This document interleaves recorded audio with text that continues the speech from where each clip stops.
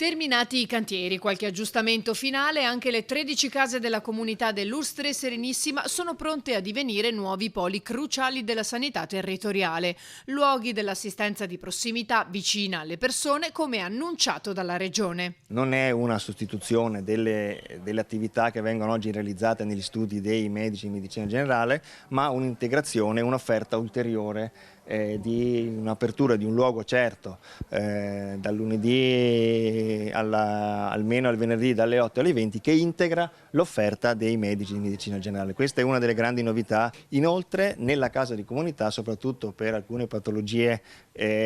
particolari legate alla fragilità e alla cronicità, come ai percorsi per quanto riguarda il diabete, lo scompenso o la BPCO,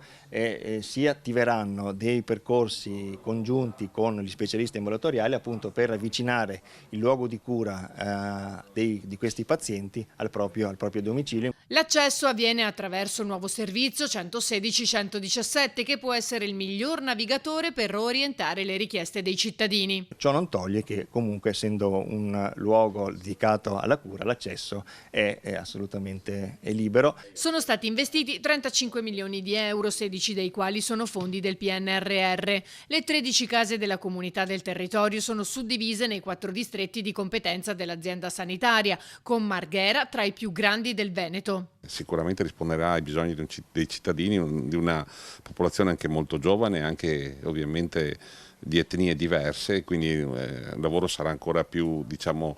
particolare, perché dovremo coinvolgere anche chi abita il nostro territorio, chi abita qua ormai, che risiede nel nostro territorio, a capire quali sono i percorsi giusti, insomma, corretti da fare, ed questo è un lavoro che stiamo già in parte facendo, ma che continueremo a fare anche rispetto a questa struttura, che è veramente molto bella e che nelle prossime settimane verrà svelata nella sua completezza. Un ruolo importante nelle case della comunità lo avranno anche i medici di medicina generale, che hanno sottoscritto un accordo con la Regione che fissi regole e impegni. Il tempo da dedicare,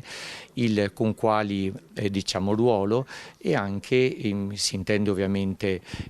l'attività diurna, sempre dalle 8 alle 20, e l'attività che verrà svolta specificatamente, la collaborazione con gli specialisti, la dotazione strumentale, una carta condivisa che rassicuri ovviamente i medici in quello che si troveranno poi a svolgere da qui, insomma, ai prossimi mesi.